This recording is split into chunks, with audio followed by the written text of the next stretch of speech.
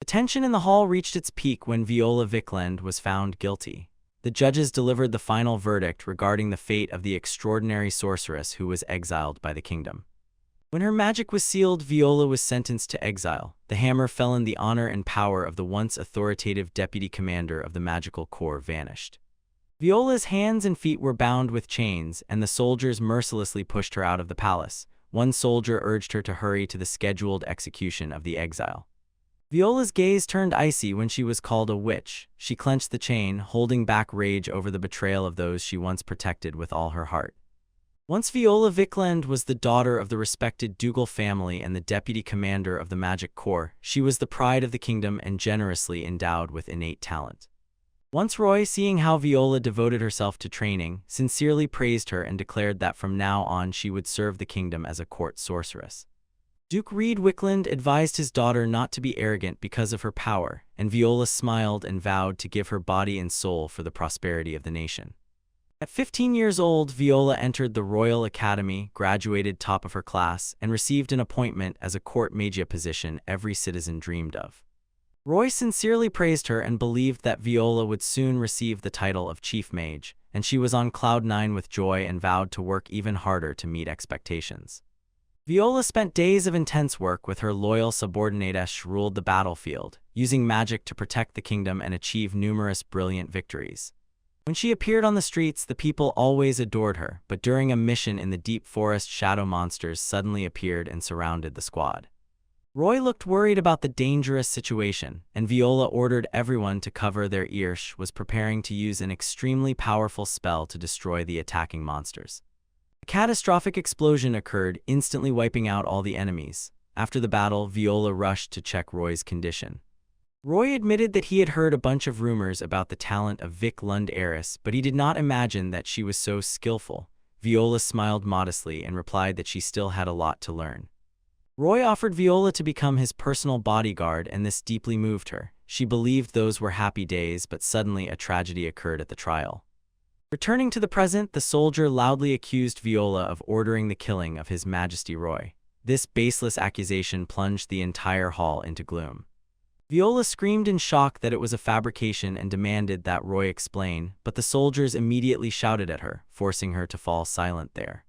Roy coldly raised his hand to cast a spell, and silence fell on Viola. She could not utter a word. The truth was buried at the moment when it was done by the one she trusted the most. A magical item was found as evidence against Viola, and she froze in shock. Roy openly showed his disappointment to the one who was his deputy commander. Roy announced that he would cast the forbidden spell Reverse Transformation on Viola to deprive her of power. It was a cruel punishment applied only to the most dangerous criminals. He said that the previous offender subjected to this forbidden spell was reverted back to an embryo and he died. Viola shuddered standing before him. His painful prospect. Although she survived, Viola became a 6-year-old child with a fragile body, and Roy mockingly remarked that she was lucky not to die. Roy ordered magical seals to be placed on Viola's hands and feet before carrying out the sentence. He wanted to make sure she would never be able to use magic again. Exile to the wild wasteland was practically certain death. Only execution was worse, and among fierce beasts, how could a child like Viola survive? Maybe Viola will survive. The sorcerers tensed to activate the magic circle and send her away, while Viola, standing amidst the cold crowd, just stared numbly at the one who betrayed her. Viola looked at Roy with pain and disbelief. She could not understand how the person she respected and gave herself to could become so cruel. In her memory, Roy once tenderly called her Vivi, and then she diligently studied new techniques, sincerely hoping to help the kingdom's development. Time dragged in the library. Roy often visited and reminded Viola to rest, pretending to care about her health while she was completely absorbed in her research. Roy handed Viola a heavy bag. She was surprised and confused, and the small signs of his care did not allow her to notice his evil intentions. Roy smiled kindly and told Viola to rest until told otherwise. She believed this false smile, unaware of the impending disaster. Viola was grateful for such a gentle leader and secretly considered him the best, but it was all just a performance. Suddenly Roy changed. He sharply dismissed her research as nonsense and coldly ordered her to clear away the useless papers. Returning to the present, Viola bowed her head in agreement as the teleportation circle flared. Roy coldly announced that she would be sent somewhere previously unmentioned. The magical power grew, and the order to execute the exile was sounded. Viola whispered to herself that there must be some reason why Roy had changed so terribly. Roy watched as Viola disappeared in the glow of the magic circle. Before leaving, she promised to survive and uncover the truth. Truth behind the betrayal. Although her body was childlike, Viola's eyes still shone with unbreakable determination. She would not allow herself to fall before the harsh trials ahead. Viola was thrown into an abyss among the ridges of snow-white mountains. Stripes glowed on her wrists, a painful reminder of the cruel deprivation of magic. Her tiny body freely fell through the endless sky. Below lay treacherous, layered peaks that even experienced mages feared. Viola screamed in despair when she realized that her magic was completely sealed. She could not use the usual flight spells to save herself, and the ground was rushing up at a terrible speed. If she did not quickly find a way to soften the impact, the fragile body of the 6-year-old girl would inevitably be crushed. A fierce will to survive flared up in the brilliant sorceress. She gritted her teeth and vowed not to die in vain in this place. Viola could barely concentrate despite the throbbing headache, but she had to find a technique to replace traditional magic to survive the fall. She recalled her research on artifact magic techniques, how to use objects instead of her own mana. This was her only lifeline. Activate the spell right now. The research that her family and colleagues once spat on had now become her hope, and Viola decided to use that forgotten knowledge to face her fate. Viola poured out her last strength, invoking the technique Wind Wall. Small magical circles slowly appeared around her tiny hands. They slowed the fall. A powerful gust burst forth, forming an air cushion between Viola and the hard ground. Leaves wildly scattered under the incredible pressure of the wind magic she summoned. Viola struggled intensely, trying to adjust the airflow, but quickly realized there was no time for another flight spell. She had to squeeze everything out of that wind wall to reduce injuries. Her small hands clenched with determined will as she poured energy into the artifact. She believed that with her knowledge, she would overcome this. The slowing technique worked at the last moment, slowing the fall and saving Viola. She bit her lip in pain, struggling to maintain balance amid the roaring whirlwinds. Viola fell with such a powerful blow that the ground shook in a wave, but fortunately remained intact. Lying there gasping, she was stunned. Had just barely escaped death. Viola froze, the spell of silence ended, and looking around, she wondered where she had ended up in the dense, gloomy forest. Next to Viola, who lay motionless on the ground, a mysterious figure appeared. Viola vowed to survive to find out the truth about that murder. The cold face of an unfamiliar young man looked down at Viola. His watchful eyes seemed to question her origin. The maid Era smiled gently and introduced herself to Viola, carefully tended to her and comforted her. No, she was completely safe, until suddenly Noah Rafe appeared with a formidable presence and asked Era about the situation. Viola was confused and did not know what to answer when asked about her origin. Noah looked at Viola with suspicion. Although Ara said she posed no threat, Viola noticed how wary this reserved man was. Noah feared the child might be a sophisticated enemy trap. He ordered Ara to stay vigilant and closely watch Viola's actions. Ara tried to calm Viola with a bright smile, saying her master was actually very kind, yet Viola still felt the pressure of that looming figure. Noah's gaze was full of calculations as he associated the child with the witch they had saved. The strange resemblance did not allow him to dismiss his doubts. Noah examined the ring on her hand and began to suspect Viola's true identity. He wondered if it was just a coincidence. This was the land of Duke Feld on the very border of the kingdom, and Era advised Viola to rest a little longer. Her body was still pale and weak. Viola muttered about the kingdom of Altian, gathering the last events bit by bit, and realized with shock that she had been brought to a completely unfamiliar land. The world was divided among 3 mighty states that were eternally at war. The magical kingdom of Nemesis, where Viola once lived, was isolated on the southern continent. Ira gently stroked Viola's head and respectfully spoke the name of the famous Duke Feld, and Viola began to search her memory for mentions of him in ancient records. Viola recalled what she had read about Duke Noah from the times when he was a court magician, was known for influencing the political affairs of the entire continent. Noah became a lord at 19 after his parents died under mysterious circumstances, and he had to break through strong resistance to strengthen the power of the Feld family. Noah, nicknamed the Ice Duke, always kept a cold, emotionless expression that frightened others. Era suddenly remembered and, while tending to Viola, asked her name. Viola realized that pretending to be the mage Nemesis was extremely dangerous. Now she knew she was in the body of a child from a hostile kingdom.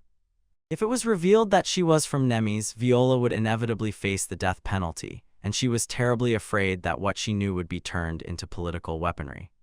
Viola decided to call herself Vivi to hide her true identity from maid Era. She felt guilty for lying but had no other choice. Era said that Noah saved her from traitorous slaves who mistook her for a slave. The maid advised Vivi to rest well until nightfall.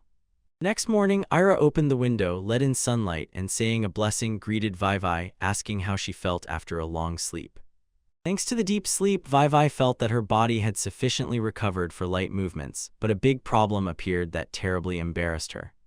Seeing herself in only an oversized adult shirt, Vivi instantly blushed. Although her body was that of a child, the soul of a powerful sorceress felt deep shame. Ira, with a sparkle in her eyes, invited Vivi to go with her to her master to sincerely thank him, and the child, still embarrassed by her appearance, nevertheless curiously hobbled toward the one who helped her. Ira led Vivi to her master. On the way, a soldier named Bart greeted them, sighed with relief seeing the girl awake, and asked Ira to introduce him to her later. Vivi was overwhelmed by the kindness of strangers. No one had been so gentle with her for a long time. Ira smiled and explained that everyone was very worried about her. Duke Noah Rayfeld began the interrogation with an icy expression on his face. He asked the girl her name and age. Vivi trembled and, embarrassed, said that her name was Vivi. She was 6 years old, and she was confused when asked why she had fainted there. Vivi prepared for the question she knew would come. She deliberately put on a pitiful, frightened expression to start the lie she had carefully prepared.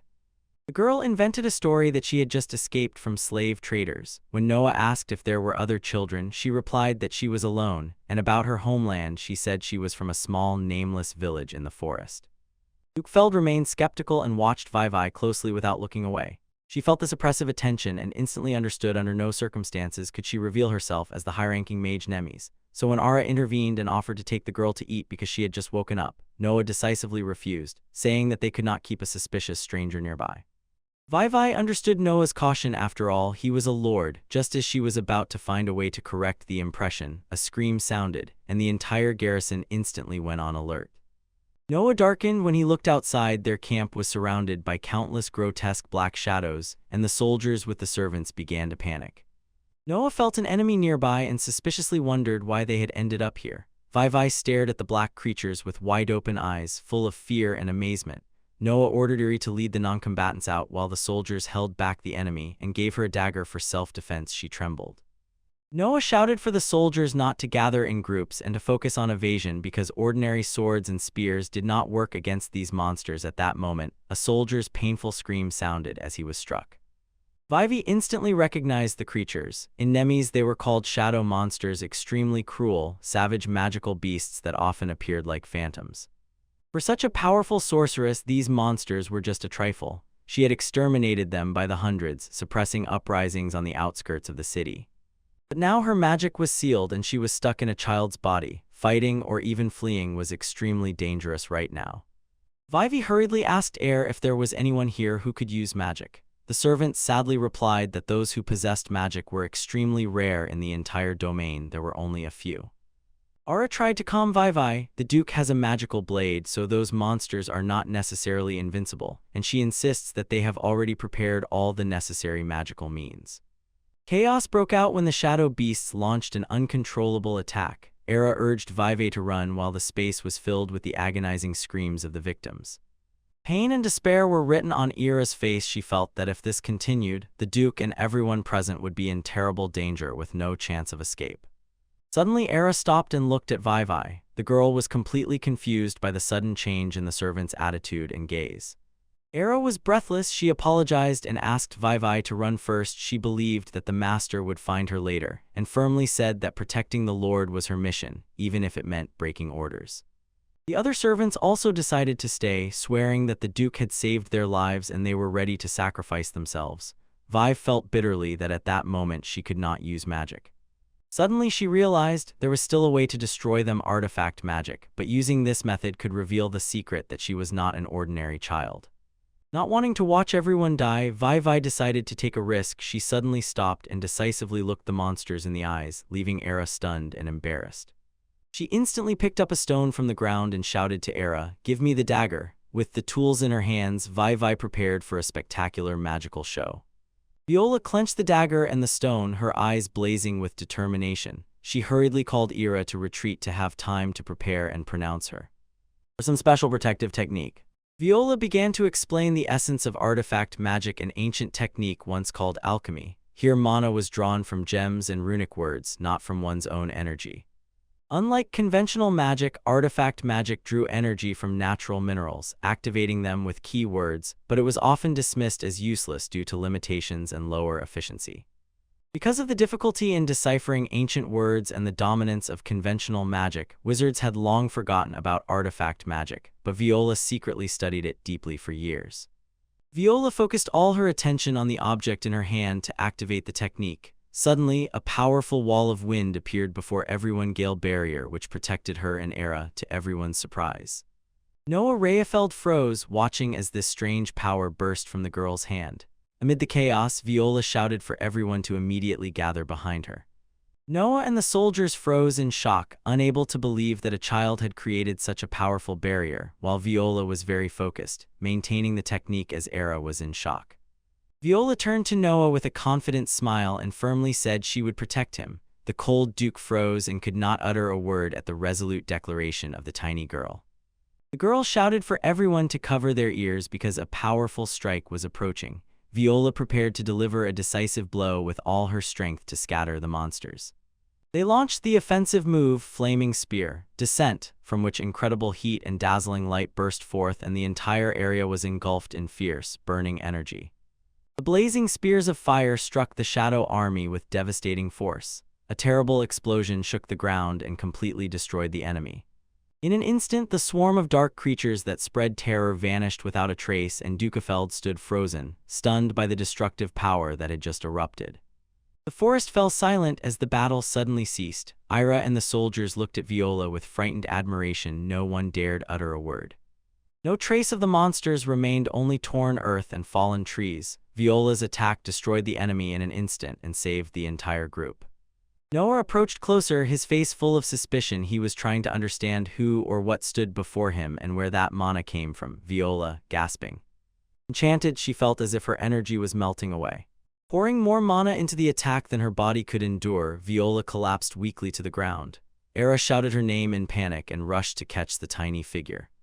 Noah stood silently, watching as the girl disappeared into Hera's embrace, and countless questions surged in his mind. The entire camp was in shock after the incredible events. Viola fell into a state of complete exhaustion and thus ended the dramatic first battle. This clash was doomed to bring great upheavals for the future domain. The message about the next chapter appeared as soon as the story turned the page. In Viola's subconscious, a trembling hand reached for Roy's back, hidden in the shadows, and she bitterly exclaimed, "Your Majesty." Viola's eyes filled with tears as she recalled Roy's cruelty in the past. From shock and unbearable pain, she shouted his name, putting an end to that dreadful page. Viola woke up in the carriage and saw that Noah and Era were looking at her. Era was beaming with joy. The girl had regained consciousness after the intense battle with the shadow beasts.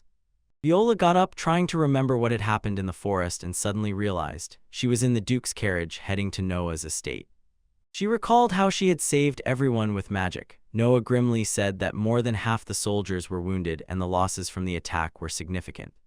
Noah confirmed that although many were injured, no one had died. Hearing this, Viola bowed her head thoughtfully, and with relief her rescue efforts had worked. Duke Noah looked at Viola and acknowledged that all the survivors owed their lives to her actions. The little girl met his gaze with wide, determined eyes. Finally, the convoy arrived at the luxurious estate of Duke Feld. Noah got out of the carriage and ordered Viola to prepare to tell the whole truth about who she really was afterwards. With a stern expression, Noah pressured her and demanded that Viola tell everything without hiding anything, and the Duke's pressure made the air incredibly tense. Hearing her story, Noah and Arrow froze in shock. It seemed simply unbelievable, but Noah decided to believe her for now, as he saw no signs of lying. Noah stood up and admitted that Viola's tale sounded incredible, but the fact that she saved the entire troop was true. He promised to consider the proposal she made. Noah, like a true lord, sincerely thanked her. He knew his soldiers would never allow him to abandon the one who saved them all. The Duke addressed her formally, Viola Wickland, not YY, thereby showing that he saw her as an adult and an equal partner, not a child. Viola smiled gently in response to Noah's respect and realized that the first step of her plan to restore justice and take revenge on the kingdom of Nemes had gone smoothly. Noah told Viola to rest and entrusted Ezra to escort her to her room. Her new room was spacious, luxurious, and much better furnished than her previous dwelling. Viola finally enjoyed the softness of the luxurious bed after a long time, burying her face in the pillow and feeling the comfort she had so long lacked. Lying alone in the dark, Viola thought about the murder accusation that King Roy falsely brought against her, clenching her fists, determined to expose the truth behind the conspiracy. The moonlight enveloped the felled estate, and Viola resolutely decided to reclaim everything taken from her, vowing not to leave the traitors unpunished. The next morning, Viola wandered the wide corridors of the estate to look around when suddenly Ira's voice came from the kitchen. She was talking to someone. Viola watched as Ira fussed in the kitchen together with the young soldier Bart. He was all radiant and eagerly helped her with the morning preparations. In the office, Noah spoke about the weapons damaged after the battle and insisted that more magical instruments were needed for defense. Viola silently stood in the doorway and listened to the financial and military difficulties of the estate, beginning to consider how her magical knowledge could help. A small mishap and a pile of weapons fell. Bart rushed to clean up, and Viola stood nearby watching the young soldier awkwardly fumble, trying to put everything in order. Bart noticed Viola and smiled at her, thanking her for saving his life yesterday. The young soldier was very friendly and not at all wary. When Bart asked, Viola introduced herself as Vivi. The two had a short conversation, and Viola felt the warmth and sincerity of these soldiers. He introduced himself as Bart and thanked Viola again for saving the group. He was very pained and found it hard to feel guilt that such a small girl had to endure this. Bart knelt to express gratitude on behalf of the team and the Lord, while Viola quietly watched her new friend, then grew curious and began asking about the true nature of the Duke. Viola asked Bart about the real Noah, and Bart, though downcast, insisted that despite rumors, the Duke was an exceptionally kind lord to his subordinates. Bart said that Duke Noah had endured many shocks in the past because of his uncle, and because of this, family relations became incredibly complicated. Seeing the depressed Bart, Viola understood he was afraid of being cast out if he lost his fighting ability, and she silently assessed the true condition of the Duke's troops. Bart sat next to Viola, still stunned, recalling the magical power with which the girl saved the troops from fierce shadow monsters yesterday. Viola explained that the power she possessed was not the kind called ordinary magic. She insisted, origin or age does not matter if the will is strong enough, you can control magic. Viola enthusiastically explained what artifact magic is, and Bart listened intently, not believing that a child could have such deep and broad knowledge. When Viola noticed Bart's curiosity, she offered to teach him personally. Bart was very surprised but could not hide his joy at such an unexpected offer. Viola decisively said that to start, Bart must master the entire history of how artifact magic developed, thus showing how serious a true teacher can be toward her student. Suddenly, a stranger appeared and their conversation was instantly cut off. Viola shuddered and turned around while Bart quickly stood up, performing military protocol. The scene shifted to an office where Duke Noah, exhausted, sat before tall piles of papers, resting his chin on his hand and thoughtfully considering the growing difficulties. Noah sternly reprimanded Viola for recklessly revealing her power to a stranger and warned her not to trust anyone too easily. Facing Noah's skepticism, Viola quietly thought that this was her chance for revenge. She needed exactly such a powerful and sharp ally as he was.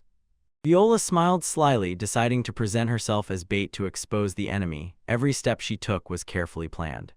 Looking at her current body, Viola was gripped by anxiety. Her magic was sealed, and she was in a child's body, so she had no strength to fight directly now. She shifted her gaze to Duke Noah, famous for commanding a powerful army, and realized he was the perfect figure for the revenge plan she intended to implement. Viola sharply and directly pointed out the problems they faced, from lack of equipment to financial difficulties. The girl's perceptiveness stunned Noah. In the silence of the room, Viola boldly proposed cooperation to Noah. She was convinced that her knowledge would help him solve the current military problems. "Why not use me?" Viola declared decisively, offering to support Noah financially and militarily. She would make weapons and train elite soldiers. Viola publicly admitted that she was once the deputy commander of the Nemes' Arcane Corps, and promised to give all her strength to fully support Dukefeld. Noah asked about her true intentions, and Viola smiled and said she wanted to repay the rescue and help him strengthen his holdings. In her soul, Viola was worried that she might be too conspicuous. She watched Noah's reaction. He silently remained inscrutable about the proposal. Viola kept a calm smile. Though Noah's inquisitive gaze pressed on her, she felt how the cold Duke carefully weighed her worth. Noah recalled a similar adventure from the past and realized that Viola might be an important clue, so he decided to keep her close to verify everything later.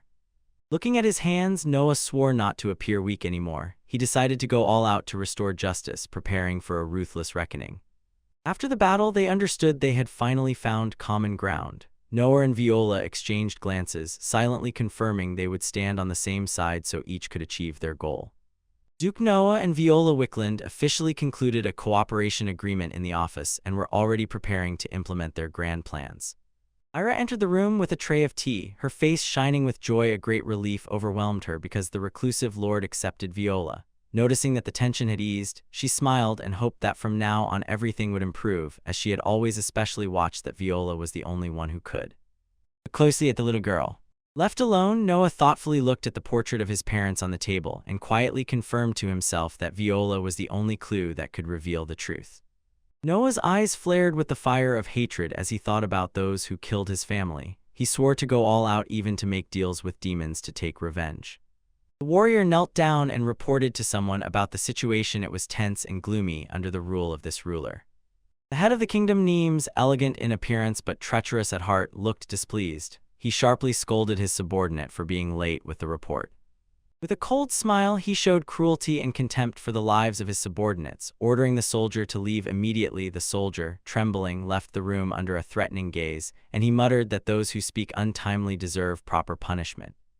The next morning, Viola woke up refreshed after a good sleep and firmly decided that she must start saving her domain. Walking down the corridor, Viola suddenly heard loud noises and distant panic screams. A feeling of anxiety instantly overwhelmed her mind. Viola found Aru and the other maids in panic and sorrow. They stood near the armory with faces wet from tears and full of horror. Upon entering, Viola was horrified by the scene before her. In the place she considered safe, an event occurred that broke her heart. Bart, a good soldier who had befriended Viola, lay motionless on the floor, surrounded by a large pool of blood. Everything looked tragic and gruesome. Noah and his men rushed to the scene in the arsenal. Bart's sudden death shocked everyone present and plunged them into mourning. The trembling soldier said he found Bart's body while checking the equipment. He confirmed that the victim was already completely lifeless. Noah ordered Iri to take the maids away from the scene so they would not panic, while Viola stood motionless, her small hand clenched with anger and sorrow. Viola remembered Bart's smile and the sincere care he had given her. He was one of the few soldiers who treated her with warmth and kindness. Noah himself examined Bart's wound and immediately understood it was a sword cut, but there were no signs of a struggle at the scene. Noah suspected that the killer was someone from the estate, as there were no signs of a break-in.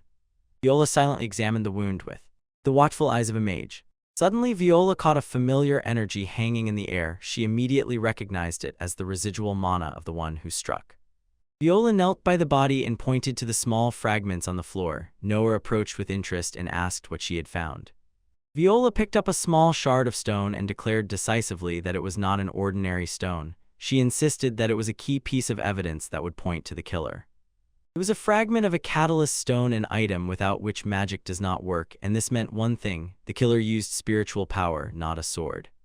Viola stated that from this pile of remains one could unequivocally identify the mana imprint of each person, and she was certain she would soon expose the traitor. Looking at Bart's body, Duke Noah asked grimly if he was killed by magic. Viola confirmed it was a primitive spell cast by someone who did not really understand magic. Viola said that a true mage would never leave such obvious traces, and the clumsy method of killing screamed the perpetrator had effectively given himself away. The traitorous soldier ran desperately through the dark forest, telling himself he had to escape as quickly as possible before the Dukefeld troops found and captured him. Soon in the forest, Noah and Viola caught up with the killer, and Viola coldly commanded, "Stop," her eyes blazing with fury. Anger over his crime burst out. Viola, pointing directly at the trembling man, loudly declared that the mana imprint on him perfectly matched the crime scene and asserted that he was the one who killed Soldier Bart. The traitor pretended to be surprised and tried to deny it, turning to Noah with a question why the mighty Duke would believe a child's chatter, loudly insisting that a child's words could not be legal evidence, and tried to cover his cruel deeds with ordinary logic. Viola smiled with contempt and firmly said that all the evidence was already revealed. The soldier, confused, did not understand exactly what she meant by that decisive statement. Viola closed her eyes, focused, and whispered a special spell to dispel the villain's mask. The soldier began to feel the magical pressure closing in and tightening around him. Under Viola's enchantment, the bloodstains on the soldier's greatcoat, which had been hidden until then, suddenly became clearly visible. He did not have time to react to this. Viola said coldly that those cheap camouflage tricks did not work on her. The soldier recoiled in fear when he realized his identity had been exposed.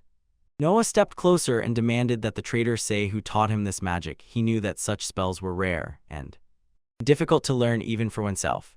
The killer's eyes flashed with anger and madness when he realized there was nowhere to run. He clenched his fists, preparing for a final, desperate act. Viola warned angrily if he did not confess, she would resort to harsher measures, and swore she would not let Bart's killer escape again.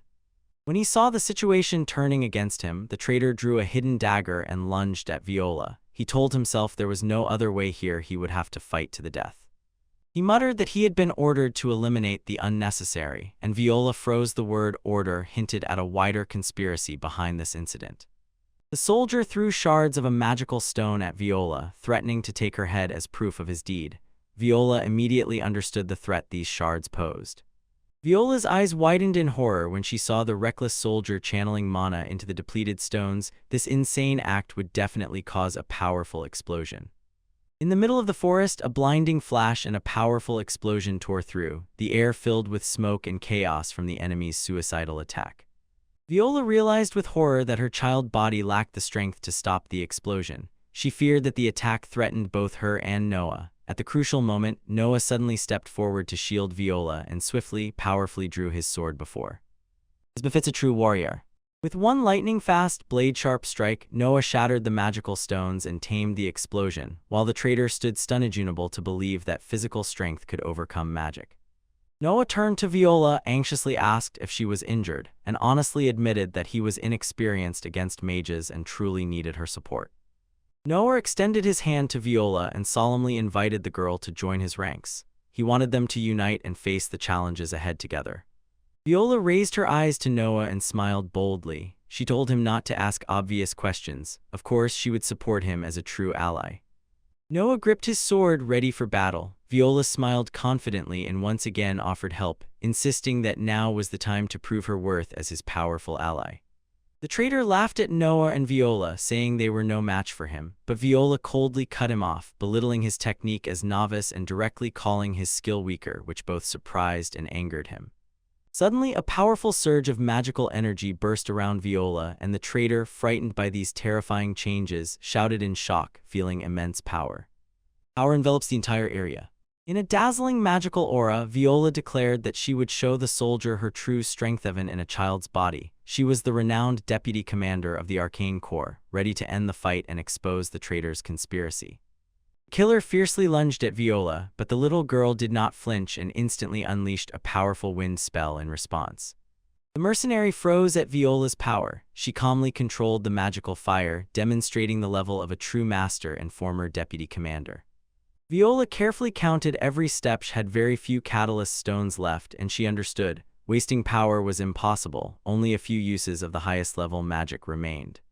A huge magical whirlwind enveloped the surrounding space. Viola firmly decided to end the fight as quickly as possible so that the situation would not worsen and get out of control. The fight was incredibly intense. Blows rained down lightning fast, and Viola's eyes were cold and focused. She caught every movement, searching for a gap to finish him.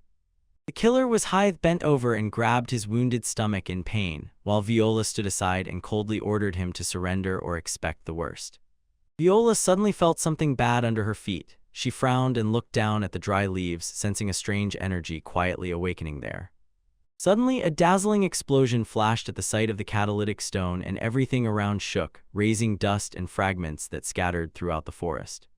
Noah quickly grabbed Viola to shield her from the explosion. She stared in shock at the killer, who was trying to escape through the dense, thick clouds of dust. Viola panicked when she realized that the decisive catalyst stone had disappeared after the explosion. Without it, she could not perform high-level magic in her small body. Looking at her empty palms, she felt deep anxiety and confusion. She urgently needed to find another solution to continue resisting these formidable enemies. The killer fled in delight, thinking he had already destroyed the catalyst stone, and planned to return to report the result to the one who set up the ambush. Noah still firmly held Viola in the midst of the oppressive, tense magical vortex. He noticed with surprise that another powerful energy was beginning to rise from the tiny girl. Viola and Noah stood close to each other, surrounded by strange black auras. She struggled to control the swirling power, although she no longer had any catalyst stones. The ring on Noah's hand suddenly shone dazzlingly, emitting a great amount of mana, and Viola realized with astonishment that this was exactly the replacement energy source she needed. Viola smiled confidently, noticing a chance to turn the course of events, and focused all her will to connect with the mana of Noah's precious ring. From Viola's palm burst a powerful surge of magic and flew straight at the fleeing killer. He turned in horror, but it was too late to dodge the destructive blow. In the deserted forest, an explosion thundered again, shaking the earth. Its force split the ground and swept away everything in its path. The killer fell to the ground, breathing raggedly from severe wounds. When Viola approached to interrogate him, she suddenly felt a dark presence approaching nearby. From the darkness emerged a gigantic phantom stag, its eyes ominously glowing and radiating a terrible pressure that instilled fear in all around. The killer laughed wildly, thinking that the beast was sent by his allies to save him, and with a confident smile looked at Noah and Viola, convinced that their fate was sealed. But suddenly the phantom beast lunged and immediately finished off the killer on the spot. Noah stood stunned, not understanding what was happening, while the creature continued to roar. The killer's agonizing screams echoed through the forest, frightening Viola. Noah was horrified by the brutal scene unfolding before his eyes. Viola wanted to resort to tricks, but her mana was exhausted. Standing before the looming beast, she was covered in cold sweat. This was a truly formidable opponent. Noah instantly drew his sword and stood between Viola and the threat. Both tensed. A colossal shadow loomed before them, and they were ready for a desperate, fierce battle. The black stag-like beast slowly vanished. Noah and Viola stood in amazement, and Viola noticed that its aura was completely different from those phantom beasts she knew. Viola feverishly searched for who was behind this, but Noah insisted it was already too late. That dark creature had completely erased the killer, leaving no trace for interrogation. Standing in the empty clearing, Viola felt sharp regret and blamed herself. She was tormented that she had not stopped the beast earlier so it would not eliminate this important witness. Noah wondered why the one behind everything killed his subordinate to cover it all up, and Viola realized that the beast had its own will, so this was far from the end. Hundreds of questions about Bart's death, the killer's disappearance, and the mysterious phantom beast hung in the air. One thing was clear: a great conspiracy was unfolding secretly. Viola suspected that someone from beyond the borders of the kingdom of Nemesis possessed magic. She recalled the sudden change of King Roy and how he deliberately concealed all information about magic. When Viola asked if Noah suspected anyone in this matter, he directly named his uncle, and tension and cold calculation were visible on their faces. Noah admitted that since the death of his parents, his uncle had long coveted his title, so from childhood he lived as if on guard and dared not trust anyone. Viola felt why Noah was called the Ice Duke. He was raised harshly. Noah was surprised to learn that his uncle now had subordinates who possessed magic. Standing before his uncle's portrait, Noah wondered what real power was hidden behind the scenes. Viola noticed that the killer's magical skills were not homemade, they had been professionally trained. Someone taught the killer how to use mana, and Viola was sure, very close to the Duke, was a person closely connected with magic. Clues about the uncle, magic, and the kingdom of Nemesis wove into a mysterious veil, and Viola told herself that she still had many hidden truths to uncover. Noah realized that standing and thinking would yield nothing concrete, so he decided to go straight to his uncle and dispel the suspicions swirling around him. Noah and Viola walked side by side through the forest to the uncle's estate, both preparing for the stormy, dramatic meeting that awaited ahead. Somewhere far away on a steep cliff amid a gloomy landscape, a snow-white deer suddenly appeared. It stood motionless, as if observing the group of Noah from afar. Soon the white deer sharply turned and instantly rushed into the dense forest. Its brief appearance carried a strange, ominous premonition. Suddenly Cecilia appeared in a cleric's robe and, mocking, shouted, "Viola Vicklin!" She openly admitted that Viola stood in the way of their plans and that she intended to kill her right there in the middle of the wild wilderness. Cecilia silently stood on the hill, watching as Noah and Viola walked away. She barely smiled and whispered that at the last moment she changed her mind about killing them. Cecilia's face twisted with rage, her eyes became icy, a black aura swirled around her. She threw Viola a mysterious farewell and promised that their next meeting would be unpleasant. The Ducafeld carriage raced along treacherous mountain roads under a sky full of birds. Behind the calm exterior hid a dark conspiracy of a mysterious woman. Sitting in the carriage, Viola thought about the chaos in her Nemesis and wondered how the kingdom had changed under the influence of traitors. Noah explained that Nemes was now completely closed off, pursuing a policy of isolation and cutting all ties with the outside world, and asked if anything was troubling Viola. Viola realized that there was definitely a dark connection between Nemesis and the Duke's uncle, and magic was the very thread that wove them together in a conspiracy for power. Noah explained that King Roy strictly forbade magic in Nemesis. The fact that foreigners possessed such power seemed completely unnatural and strongly smelled of conspiracy. He bitterly understood that someone close had been deceiving him for a long time, and Viola, though expelled, could not remain indifferent and worried about the fate of the kingdom. Viola Viklund shuddered at the very thought that magic was spreading throughout Nemes. She gritted her teeth in fury, her small hands clenched with anxiety. Panic seized her. She wondered if Nemesis planned to isolate her. Seeing her exaggerated expression, Noah calmly said that this was hardly possible. Jokes aside, Viola was worried about the appearance of mages and the mysterious phantom beast. She felt that a bad omen was approaching. Noah Rafe felt that he had taken on the obligation to help gather even more information from Nemes for Viola. The girl was deeply grateful to the young Duke for his sincere and devoted assistance. In the carriage, Viola quietly looked out the window and worried about the fate of the kingdom. The image of her beloved father appeared in her thoughts and squeezed her heart with pain. In the kingdom of Nemesis, the air grew oppressive as soldiers cruelly seized a young man who shouted loudly that he was innocent, while frightened witnesses stood around. The commander announced in a commanding voice that there was sufficient evidence of the young man's plan to infiltrate the castle. The young man protested desperately, insisting that he had no intention of killing the king.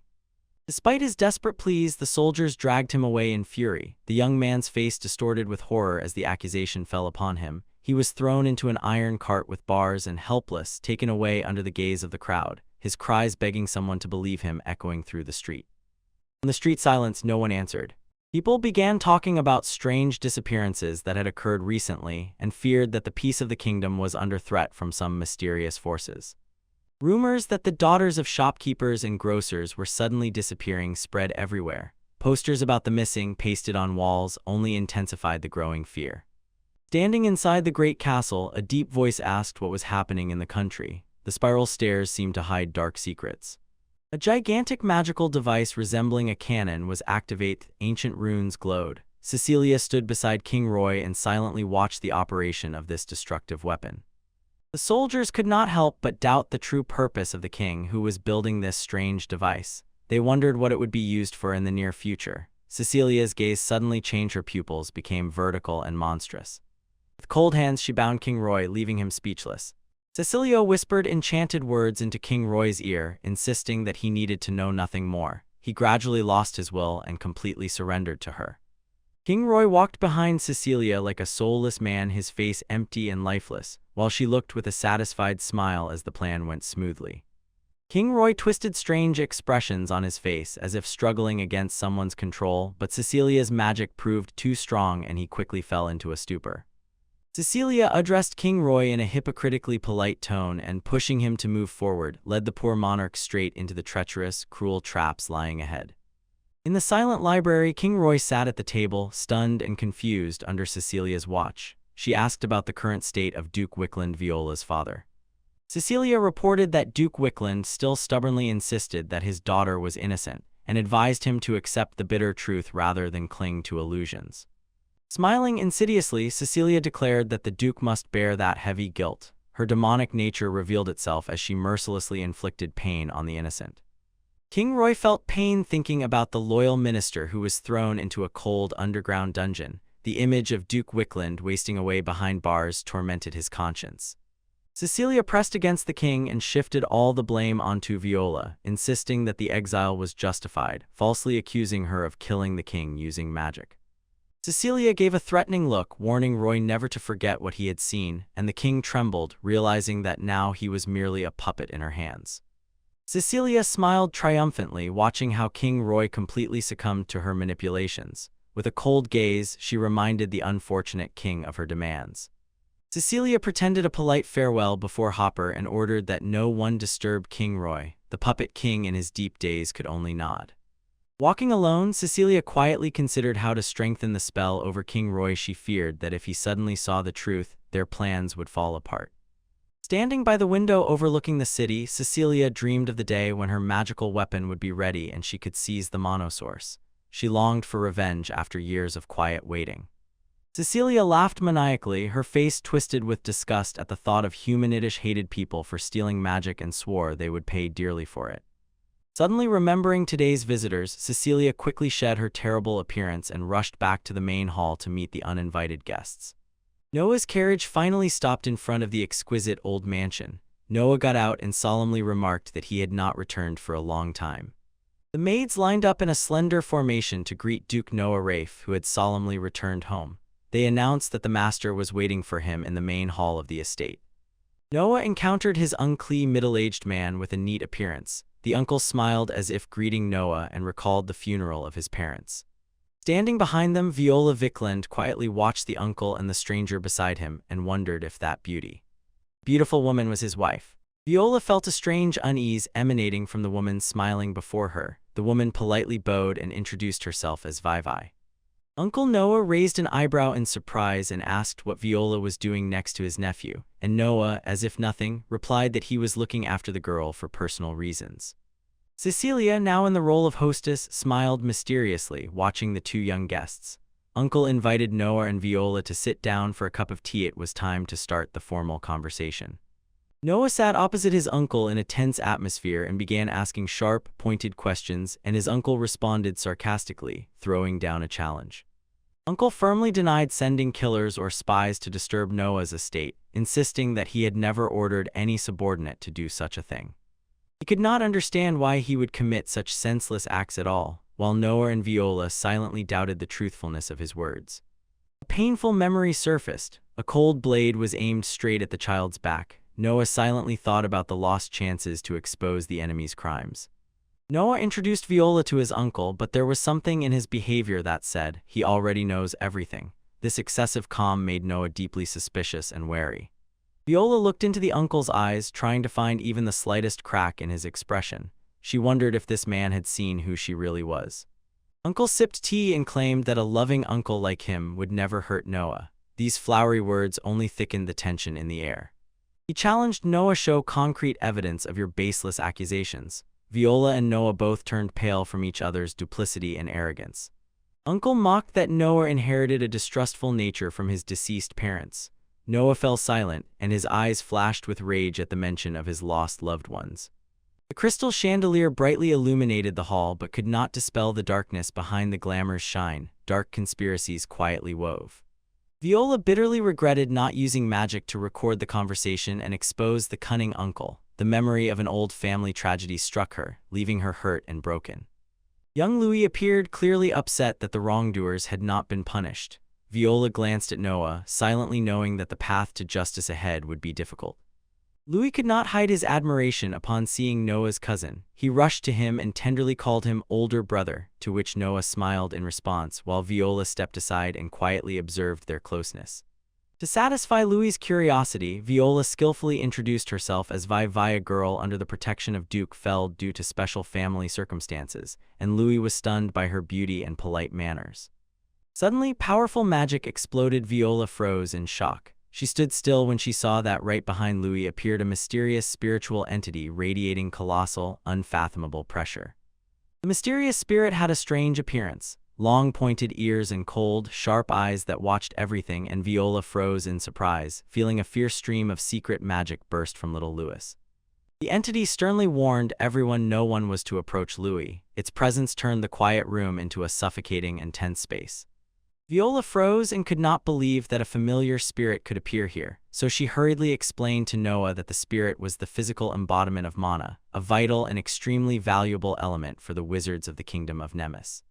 Viola was stunned when she realized that Noah could see spirits, a rare ability for anyone not from the kingdom of Nemesis. Even the boy Louis seemed to sense the being surrounding him. The invisible pressure of the spirit suddenly flared up, forcing Viola to retreat and keep a safe distance.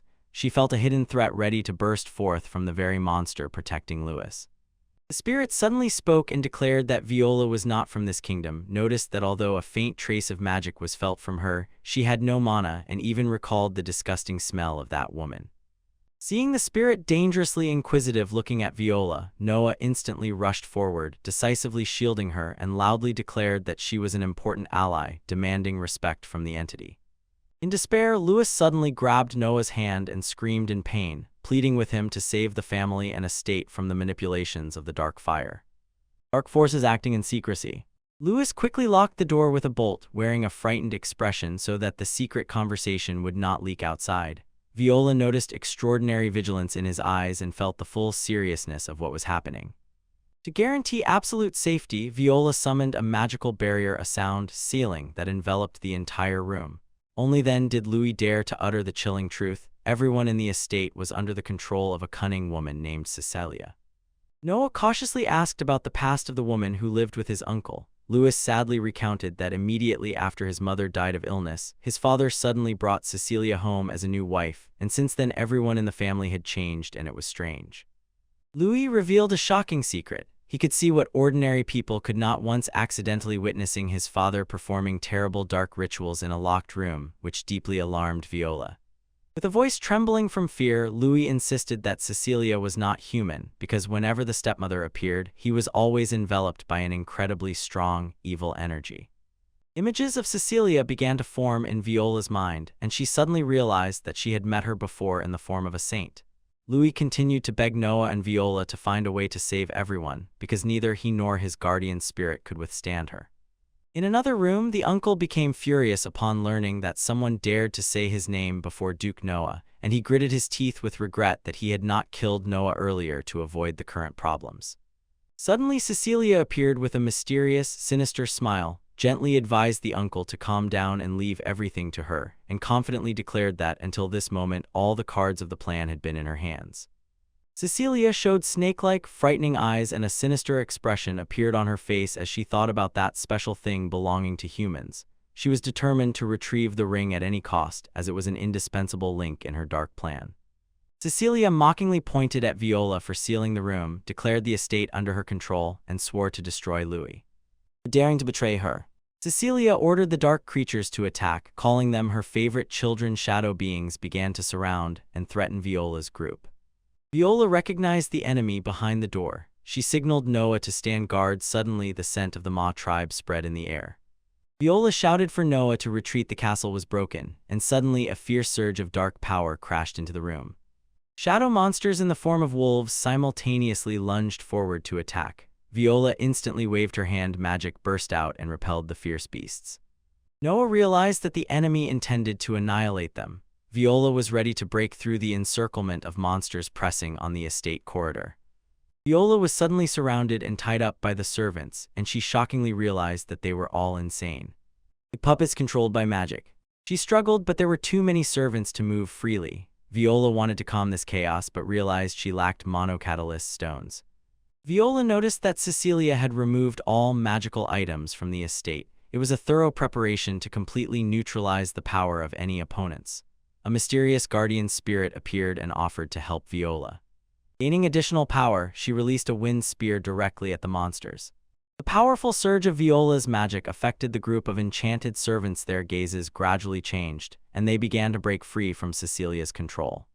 The frightened maid stared at Louis, not understanding what had happened to her. Louis decisively urged everyone they needed to go immediately to a truly safe place. Viola's group found that all the doors were firmly sealed, and Louis, seeing that the estate had turned into a trap, anxiously asked what the plan was now.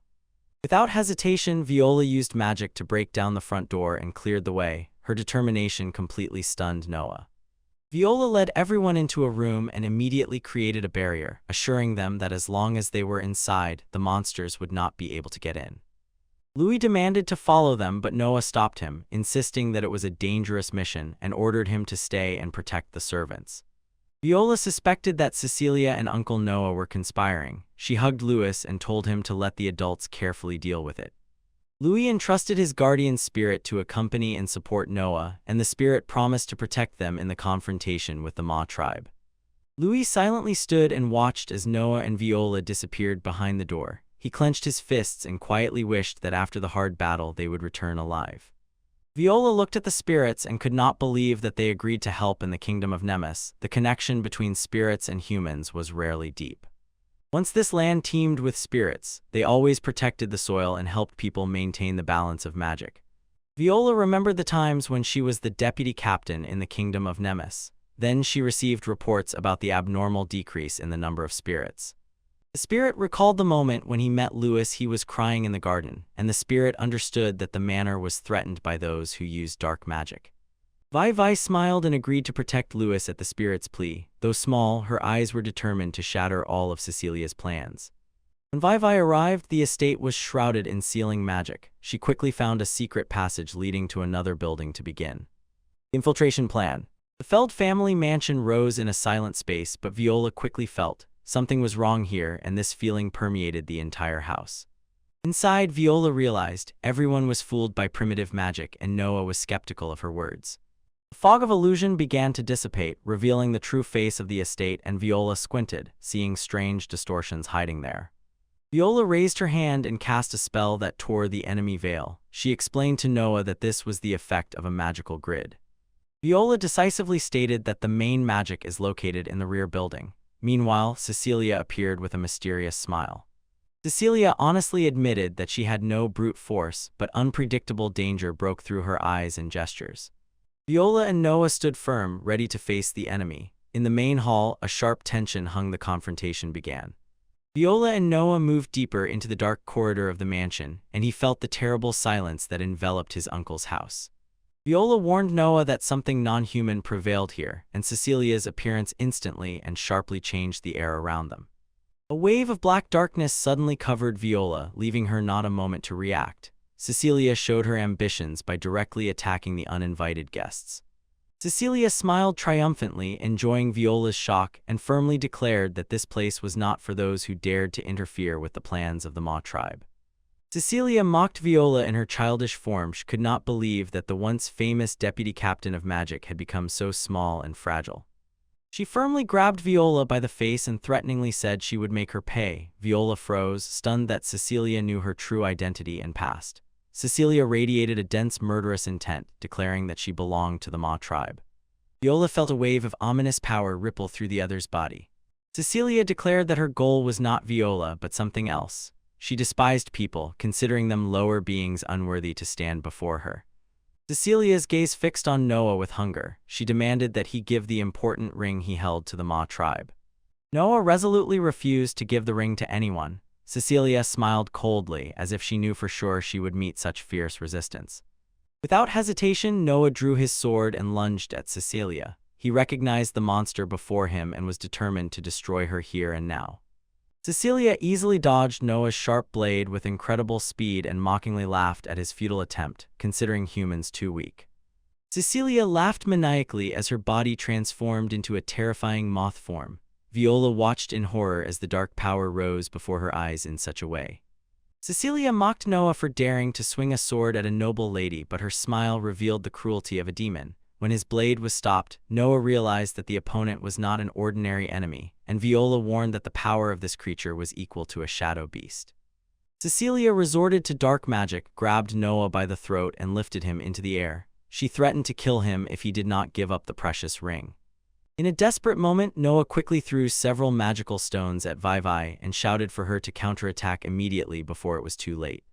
When Aunt Cecilia revealed her true face, Louis froze and trembled all over. He could not believe that his home had become such a terrible battlefield. Viola caught the magical stones that Noah had thrown as he fell. He praised his quick reaction, although she had earlier asked to wait a little. Viola quickly caught Noah, helping him keep his balance after he broke free from the grip. Cecilia watched coldly, as if planning something even more insidious. Louis was shocked when he saw his father next to Cecilia, and his guardian spirit also sensed that dark energy was lurking nearby. Louis tried to explain to his father, but it seemed that he was completely under Cecilia's control. The mysterious woman smiled smugly, seeing the despair on the boy's face. Louis's father saw in horror as his son was enveloped by thick black smoke. The pitch-black shadow began to tightly wrap around Louis, preventing him from moving or calling for help. Cecilia mercilessly declared that her promise not to touch Louis no longer applied. She coldly brushed off the father's pleas and continued to weave her dark magic. Seeing Louis in danger, Viola instantly shouted at Cecilia, "Let the boy go immediately," and prepared to cast a spell to intervene in this terrible corruption. Cecilia sneered mockingly at Viola's resistance. She considered a child with special magical potential, like Louis, the perfect subject for her new dark experiments. Viola froze when she realized that Cecilia was performing a Ma-Beast transformation spell right before her eyes, an extremely evil, forbidden art that can destroy the bearer's soul forever. Viola firmly stated that she had never heard of such a spell. Cecilia scoffed, denying that ignorant people would ever understand the essence of magic inherent only to the demon race.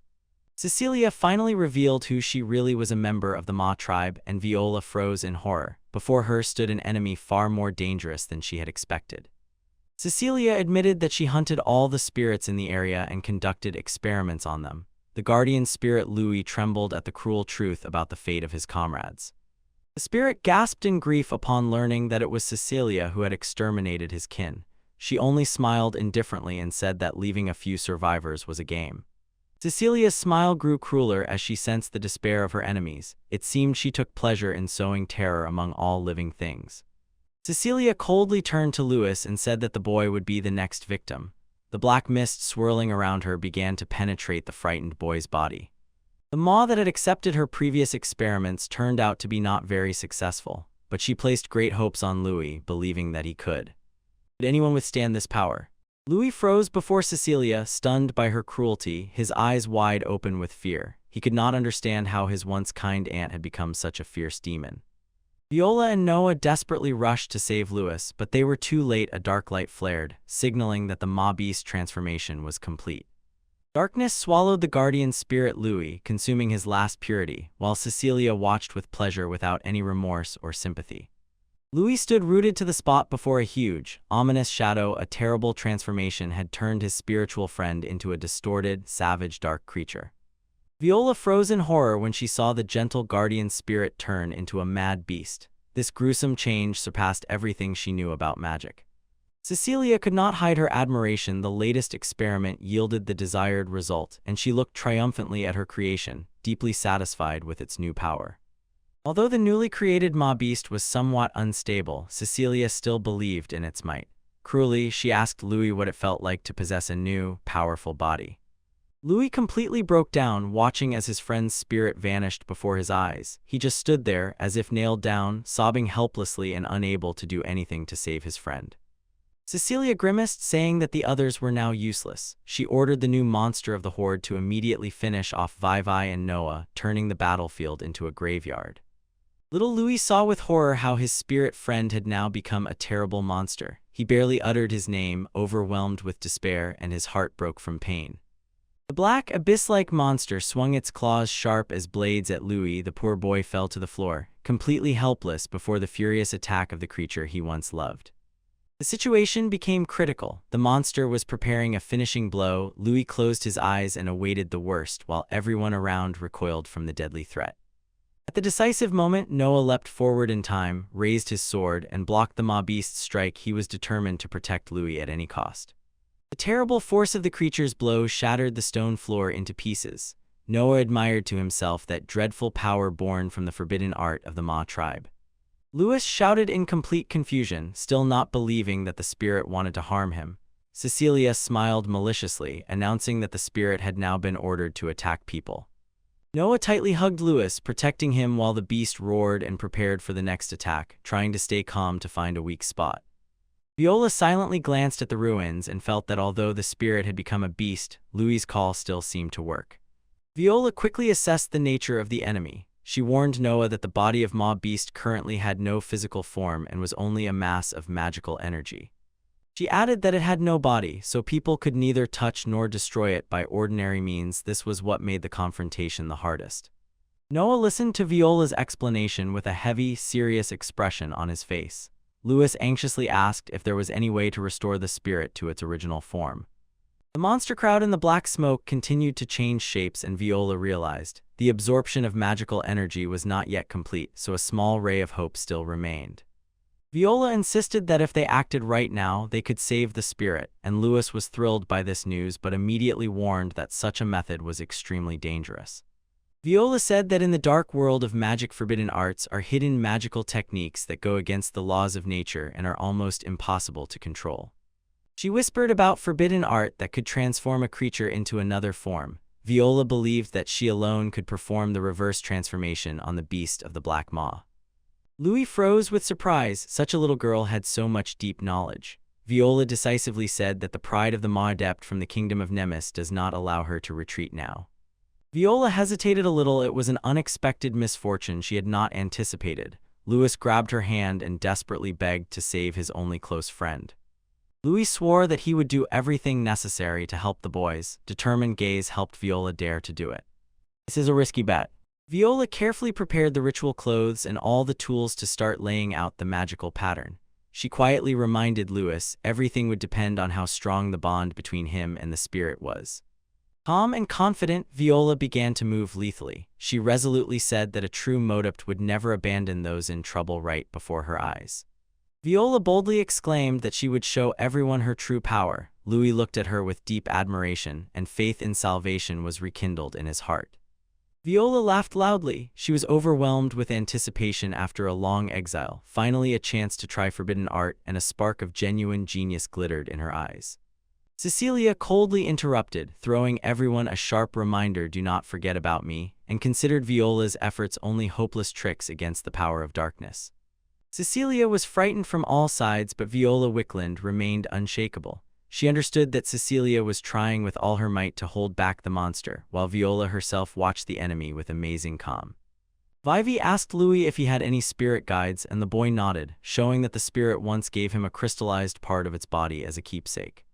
Viola froze in amazement when Louis admitted that he kept the crystallized fragment of the spirit's body. It was the last decisive fragment she needed to turn everything back. Realizing that this was a once-in-a-lifetime chance, Viola announced that she had found the fastest way to resolve the situation, while the beast, Black Maw, was still wildly roaring behind, unaware of its inevitable fate. Suddenly, Viola, like lightning, rushed at the giant monster with incredible speed. With a commanding voice, she ordered the dark creature to freeze in place to reach its vulnerable spot. Viola's courage stunned Cecilia. She held her breath and anxiously wondered what would happen next. Meanwhile, Noah and Louis watched every movement of the girls tensely. Viola stretched out her hand and touched the pulsating core of the magical energy of the mob beast. From the point of contact, a beam of light spread, signaling the beginning of a complex magical ritual. She explained that magical formulas always retain the imprint of the one who cast them and the channel through which they flowed. Using the primal spirit channel, Viola could reverse the entire corruption process.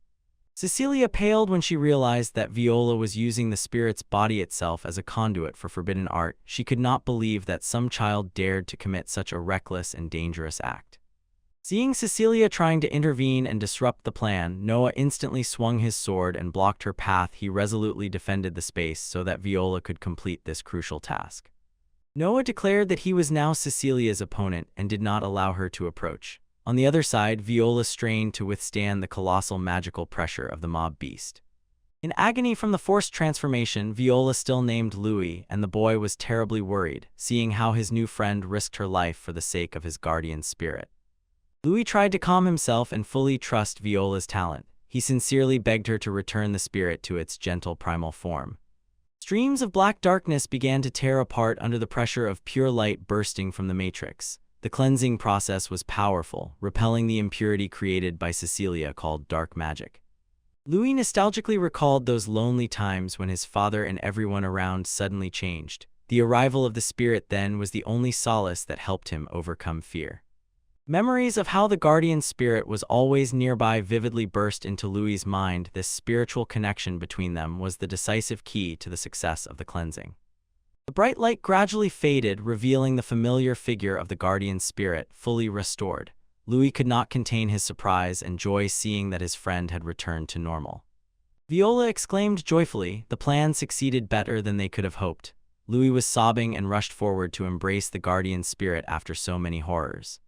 Viola admitted that using forbidden arts always carried certain risks, even the dissolution of the soul. The saved guardian spirit looked at her with deep, grateful eyes. Cecilia trembled with rage as she saw how the child destroyed her perfect plan and looked at the ruins with a face full of distrust and bitterness. After solving the problem, Viola coldly turned to Cecilia and demanded the mouth that would reveal all the information she had deliberately hidden. Smiling ominously and cruelly, Viola prepared for the merciless interrogation of Cecilia. Her terrifying gaze made even Noah and Louis shudder. Seeing that the situation was turning against her, Cecilia decided to retreat, leaving behind a chaotic scene. Louis Quotes's father lay motionless on the floor and the boy was panic-stricken, calling his name. When the darkness of Cecilia began to dissipate, Viola shouted angrily for her to stop. The demon's threatening warning still echoed in the silence. Cecilia openly and passionately expressed deep hatred for humanity for those who stole magic. In the name of the pride of the Ma tribe, she swore to destroy all humans. The enemy vanished without a trace, and Noah anxiously asked Viola if it was possible to track his magical signature. She admitted the enemy had a map. Magic was too alien to track. Viola froze in shock when she learned that the enemy was from the Ma tribe and seemed to know who she really was. Behind them, Louis stood in despair next to his newly awakened father. In the main hall, Uncle Noah painfully admitted that all this time he had been under Cecilia's mind control. The group froze, listening to his repentant story.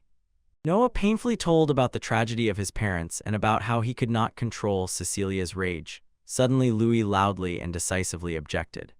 Louis unexpectedly confronted his uncle, while Viola and Duke Noah stood behind watching. The boy asked if he really thought he could hide his crimes forever, pointed to the table, and insisted that he knew well about his father's treacherous deeds, and the truth about the dark conspiracy behind closed doors began to emerge.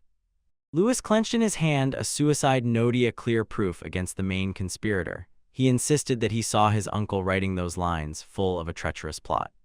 Noah took the letter and saw with horror that the names, places, and dates in the murder order matched exactly. This coincides with the previous tragedy.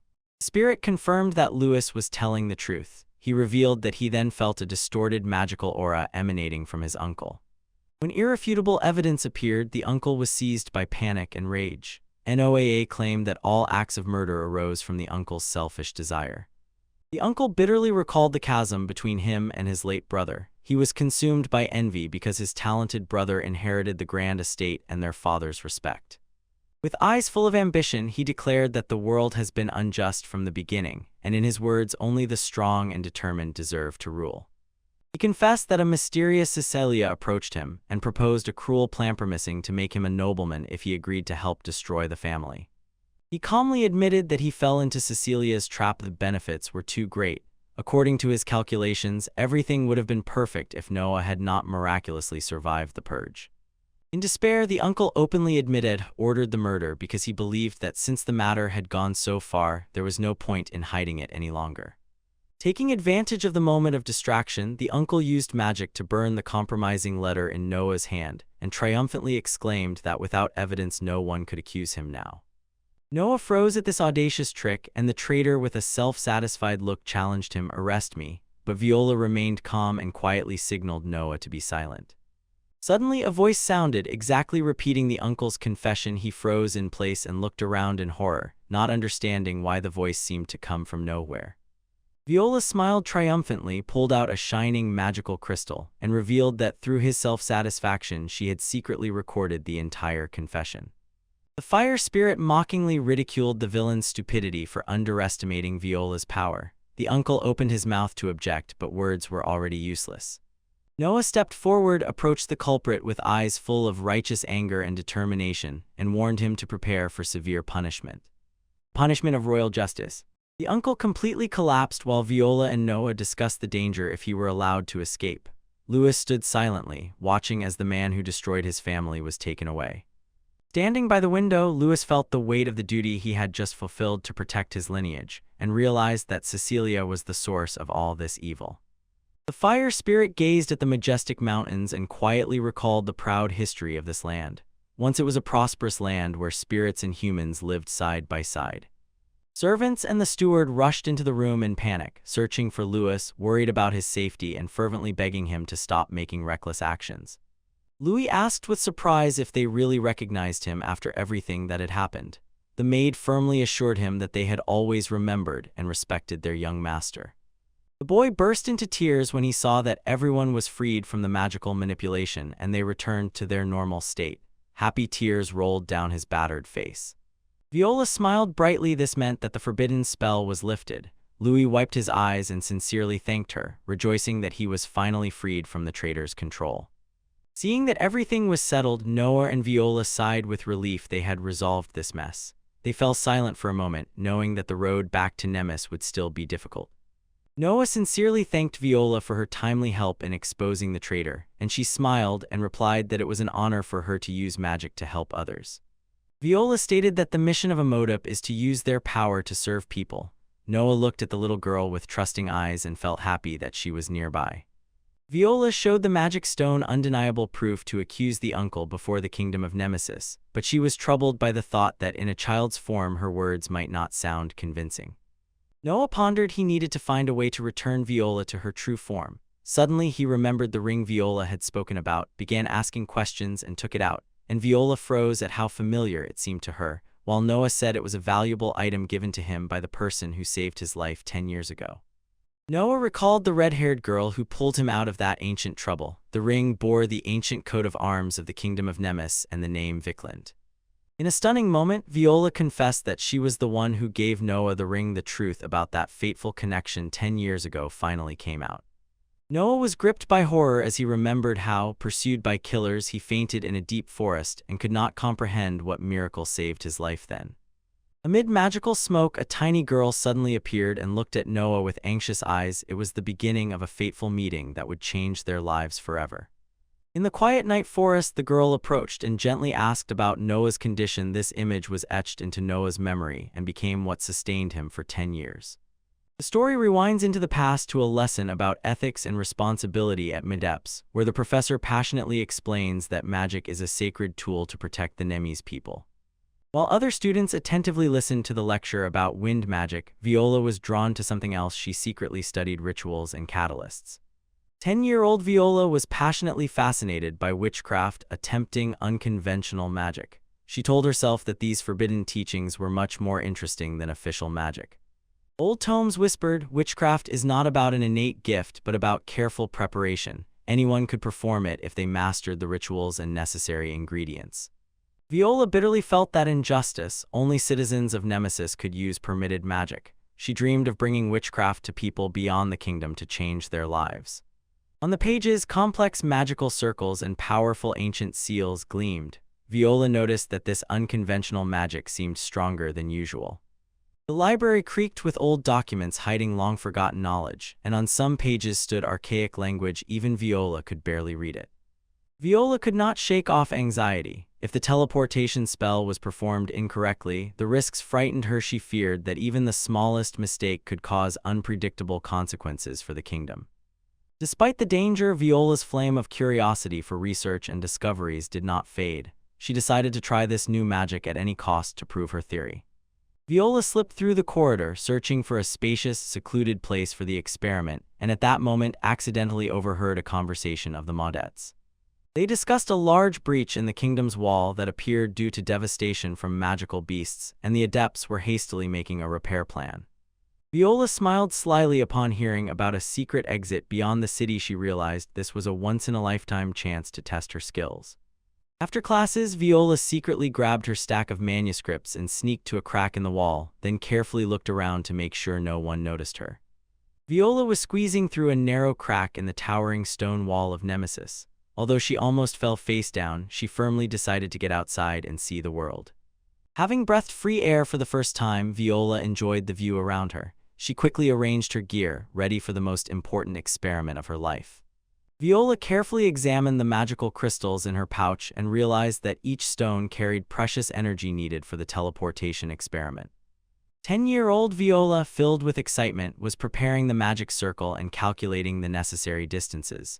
She believed that if she performed the ritual correctly, this heretical teleport would work. Just as she activated the magic, Viola found herself on a windy, unfamiliar hill. She froze in surprise, not understanding where she had been taken after the instant teleport.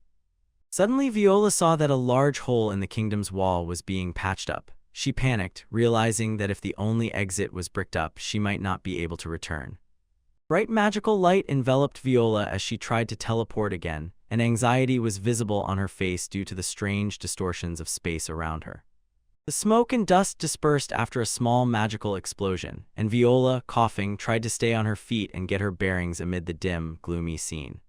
When she opened her eyes, Viola realized she was lying in a dense, unfamiliar forest and anxiously wondered where she had ended up because everything was completely different from where she had been standing just moments ago. At first, she was overcome with fear, but when she realized that the teleport really worked, joy exploded. It became a precise confirmation of her innate gift for unconventional arts. Viola quickly noted the coordinate deviations to adjust the formula. Filled with excitement, she wanted to continue the experiments to see how far she could go. While wandering, Viola came across a shattered carriage and scattered bodies of soldiers, and her heart tightened. A terrible tragedy had just occurred here. Viola panicked when she noticed someone lying motionless in a pool of blood on the cold grass, and she trembled, not knowing if the poor soul was still alive. A strange sound made Viola flinch and jump back. She looked for a safe place to hide and realized that the criminal was still lurking nearby. The tragedy was far from over. A cold-blooded killer with a sharp sword approached the poor boy, and a merciless gleam flashed in his eyes as he prepared to deliver the final blow. Viola hid behind a bush, her heart pounding as she watched the terrible scene unfold. The boy lay there with a desperate look, too weak to resist. Viola knew she had to urgently find help. She was too weak to confront the killer alone, and she feared that even a minute of hesitation could turn into a tragedy. The crack of a branch under her foot accidentally gave Viola away to the killer, and she froze in horror as his icy gaze locked onto her. Viola realized she could not cowardly run away and leave the poor boy to die. She decided to act to save the victim's life. Memories of lessons about anicaps duties in Nemesis flooded Viola. She clearly remembered being taught to use strength to protect the weak. Viola clenched her fists and promised to become a true mangaka, always on the side of justice. This strong determination helped her overcome fear and rush toward danger. With unprecedented courage, little Viola stepped out of hiding to protect little Noah and shouted that she would not allow anyone to be unjustly sacrificed.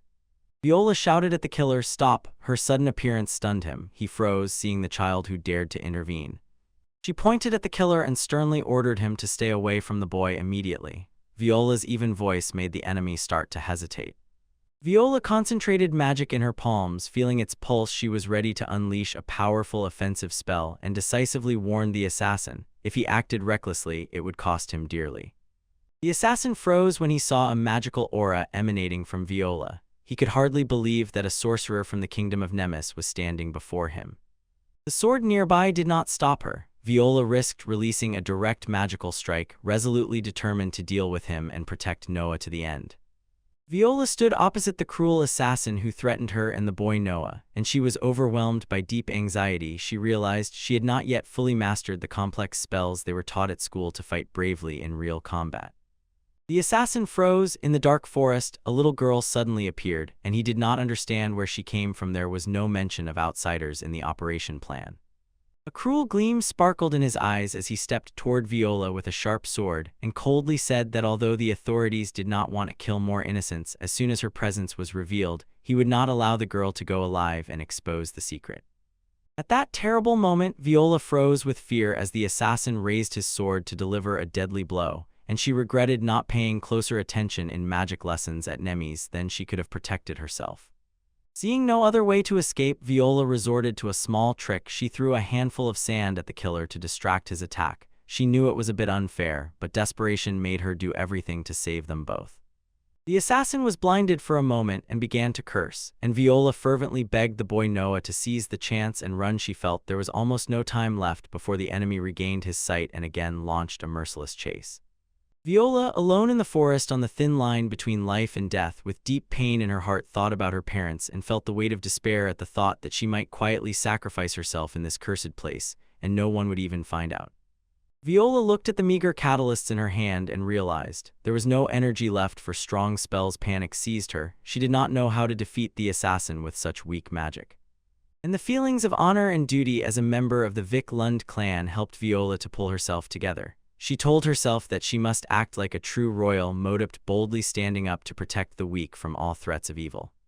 Viola boldly rushed forward to stop the killer, begging Noah to run and find a safer place to hide. while the villain, enraged by the child's stubbornness, swore that she would pay for the interference with her life.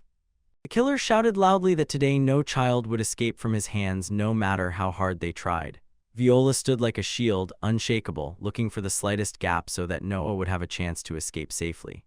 The ruthless killer lunged forward, aiming to instantly take Viola's life with one cold, decisive blow. She closed her eyes, preparing for the worst, and the magical power hidden within her body began to change strangely and powerfully. Suddenly, the ring on Viola's hand exploded with dazzling light and colossal magic, stunning both her and the killer, and she could hardly believe her eyes when from this seemingly ordinary trinket burst a huge stream of energy.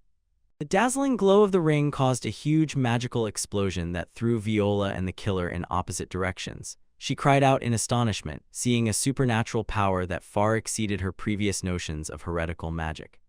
The killer found himself at the epicenter of the magical explosion and had no time to react. He screamed in pain before being thrown back amid the choking smoke rising from the colossal energy of the ring in the deep forest. When the dust settled, Viola and Noah remained unharmed under the amazing protective energy of the ring, but both were still trembling. They had just together experienced a dramatic moment on the edge of life and death in the quiet, dark forests. Viola froze, surveying the destruction around, and suddenly realized the strange power did not come from her but from the activated ring. She quietly felt happy this gift of fate saved them when everything seemed hopeless. After the terrible moment, Viola was suddenly filled with elation. She wondered if she was a natural prodigy in magic, and a radiant smile lit up her face as she imagined a brilliant future as the most outstanding modept of the kingdom. Viola quickly suppressed the moment of pride and rushed to worry about Noah, hastily checked him for serious injuries after the strong magical explosion, looking for a way to help the poor boy. Viola gently asked his name, hoping to get acquainted and continue protecting him on the difficult road ahead. Sincere concern for the new friend she met amid danger burned in her eyes. Dangerous and extraordinary circumstances. Noah could not hold back tears while talking about his parents. He was overwhelmed with deep grief over the tragedy that befell his noble family. Viola gently comforted him and insisted that now was not the time to mourn, and the most important thing was to immediately take him to a truly safe place.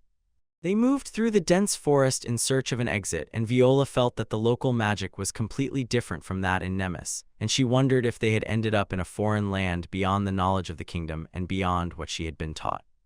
Viola smiled encouragingly at him to help overcome fear and fatigue after those terrible events. Noah looked at her with admiration and trust, seeing in her a savior who brought the only light of hope into his turbulent life. Viola struck her chest and promised that she would one day become a brilliant motive to protect Noah. She was sure she could handle any villain and return him home unharmed, and with a confident smile asked Noah to trust her completely. She decided to get him out of the forest at any cost, despite the difficulties that awaited. Little Viola, with a self-satisfied smile, basked in her natural talent and believed that saving Noah was a trifle for a prodigy. But suddenly she realized that she no longer had any catalysts and began to worry that without them her magic would look like cheap tricks. After a brief self-examination, Viola grabbed Noah's hand and led him through the thick forest, decisively saying that they needed to move together to get out of this dangerous place as soon as possible and return to civilization. After a long journey, they suddenly saw a lively town spreading under a clear, sunny sky. Viola froze, her eyes shone with surprise and curiosity. She was seeing landscapes and architecture beyond the kingdom of Nemesis for the first time. Viola realized that she was standing in the town of Lilua in the distant kingdom of Altion, beyond the border. She quietly marveled at herself. Teleportation had carried her an incredible distance, much farther than an ordinary magic student could control. Overcoming her initial surprise, Viola regained her usual confidence and blossomed with a radiant, satisfied smile, calling herself an exceptional genius for covering such a great distance with a simple spatial teleportation spell. Anxiety quickly crept into Viola's heart as she thought about the tense international situation. As the daughter of a ducal family serving the royal court of Nemesis, she understood well there would be great trouble as soon as the people of Altion learned who she really was. So as she approached the town, Viola decided to stop and say goodbye to Noah because she could not lead him into the crowd.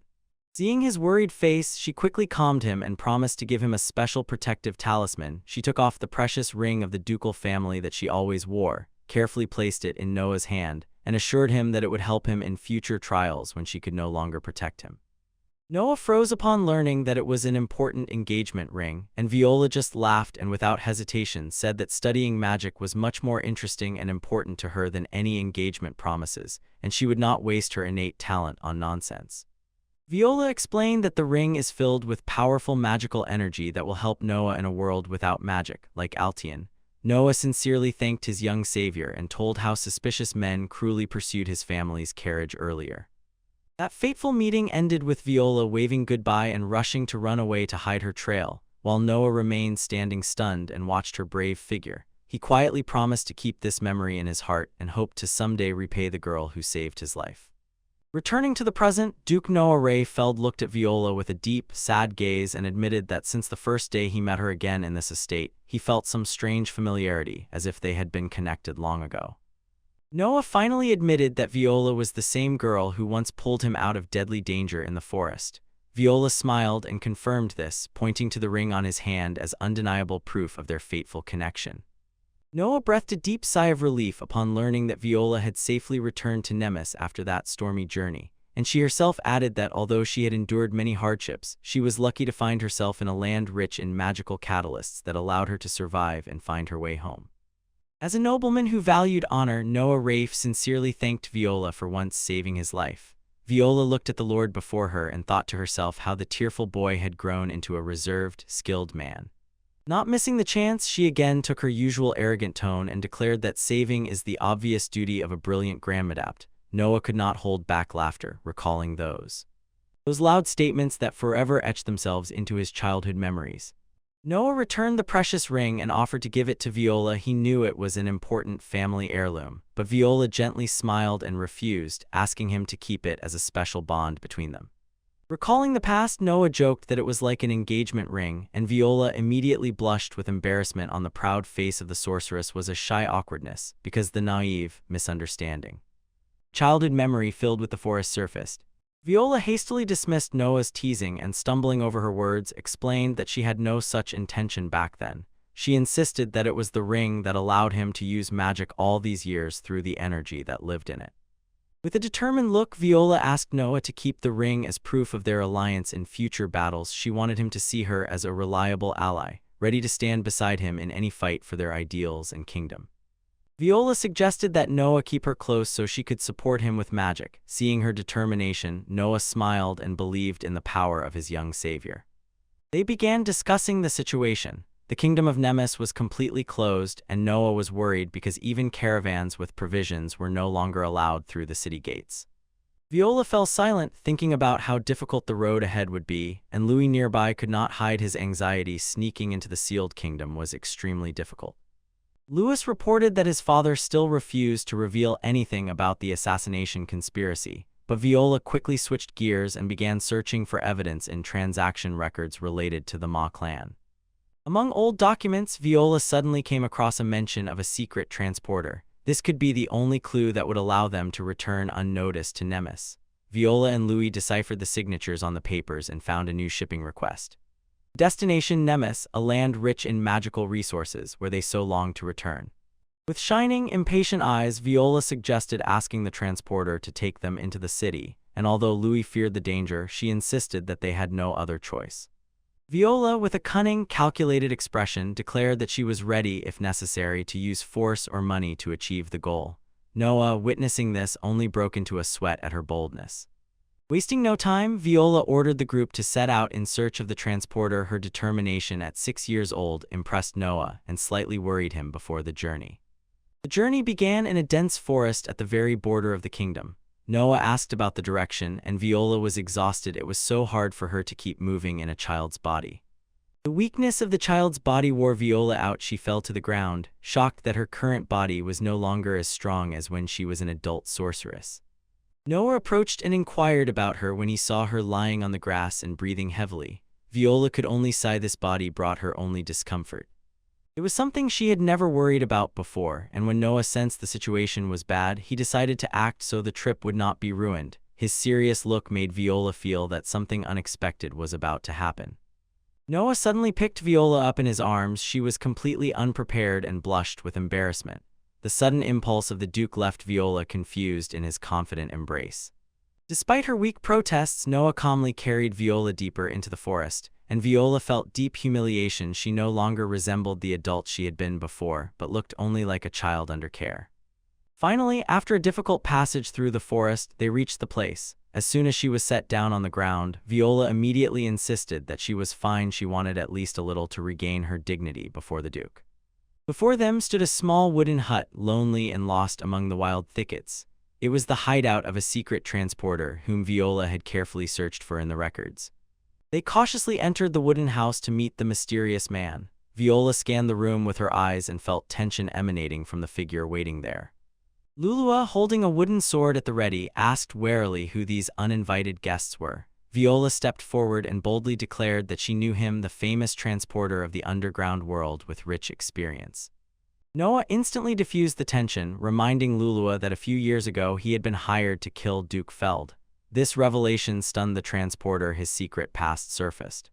Lula, thinking he would be handed over to the guards, became wary, but Viola immediately calmed him, saying they had come not to arrest him but to ask for a favor. Viola asked Lulua to help them sneak into the kingdom of Nemesis by secret paths known only to him, and Lulua fell silent in thought, as if weighing whether the benefits were worth the risks. To their surprise, Lulua decisively refused Viola and Noah's tempting offer. His firm no stunned them both, and the plan suddenly fell apart. Lulua sharply said that all dealings with Nemesis were stopped. It was too dangerous, and even mocked Viola, saying she was a bored noblewoman looking for adventures for amusement. Lula sharply told them to find someone else to risk their next. Viola was offended by this humiliation but refused to give up. The goal still hung before her, and Viola realized, after Lulua's refusal, it would not be easy. She worried that income would fall because trade with Nemesis had stopped. Paying was becoming difficult, and suddenly Viola had an idea. She suggested Noah show Lulua the family ring, while Lulua watched them warily from behind the counter. The one standing behind the counter was clearly stunned. Noah handed the ring to Lulua for inspection, and the transporter instantly recognized the family crest. Viola confirmed. This was not a simple trinket, but a symbol of power of the prestigious Vikland house. Viola noticed that Lulua could read ancient inscriptions on secret papers. Lulua admitted that he had previously traded with the kingdom, so he understood the situation well, which greatly sped up the negotiations. Viola made a bold proposal. If he helped them get into Nemesis, she would make Lulua a merchant under the protection of the Vikland family, and Lulua held his breath at this promise. Viola took advantage of being the eldest daughter of a respected family to press the point, but instantly felt embarrassed when she realized her tone sounded too condescending. Lulua looked at the ring again and thought to himself, he did not expect to meet an exile for forbidden arts here. Viola was puzzled. She could not understand how that man learned about this secret. Lulua admitted that he was once the deputy commander of the Magical Knights Corps in Nemesis, and had no intention of arresting Viola. His faith in the current kingdom had already faded. Lulua led them to a small, inconspicuous house deep in the forest. He explained that this was how one could live freely, outside the watchful eye of the royal army. Lulua placed his hand on the table and decided to trust Viola's proposal. He acknowledged that his former deputy commander was highly trusted by subordinates, so he decided to give them a great opportunity. Viola rejoiced and quickly shook Lulua's hand to seal the important agreement. She longed to return home and reclaim what was unjustly taken from her. After the agreement, Viola wanted to set off immediately to avoid wasting time. Lulua looked at her impatience in surprise and asked if she really wanted to leave right now. The group stopped before an endless field right by the massive walls of the city Nemesis. Viola examined the sturdy structure and asked Lulua if this was really where they could sneak inside. Viola approached the wall and inspected it. It seemed impregnable, reinforced with several layers of magical barriers. She scrutinized every stone, searching for even the smallest crack. Lulua explained that there is one place that is fragile in itself, and he used a special device to release magical energy and create a temporary crack in the city's defenses. The radiant rift broke through the massive stone wall like secret gates, and Noah and Viola froze in amazement as the streets of Nemesis appeared beyond the opening. Crossing the threshold, Lulua noted that if the previous king were still alive, this flaw would have been noticed long ago, and the mention of her late father made Viola fall silent for a moment. Lulua strongly warned them to be extremely careful as they entered, because Nemesis was no longer ordinary. Viola thanked him and promised not to forget their agreement before he left forever. Viola touched the crack that began to close behind her. She thought bitterly about the irony, finally returning to her beloved homeland and that under the cover of a secret spy. Viola took her first steps on the cobbled streets of Nemesis with Noah following. Both moved cautiously, sharply sensing the strange atmosphere of the capital. Once noisy streets of the capital were now eerily quiet and empty. Noah and Viola felt anxiety due to the absence of people. Suddenly King Roy and Cecilia appeared before them. Everyone was stunned. Viola froze upon seeing the traitor again, and Roy was struck by her sudden return. Viola recognized the man, the king of Nemesis, and the woman beside him, the high saint. Cecilia looked back with a mysterious smile, an unfathomable anger hidden in her eyes. Viola felt an overwhelming, oppressive threat emanating from the woman called the Supreme Saint. Cecilia mocked with a scornful smile, clearly taking pleasure in the princess's misfortune. Cecilia revealed her true demonic form, large horns and a cold, deadly aura, and mockingly addressed Viola, asking if her senses had dulled after she became a child.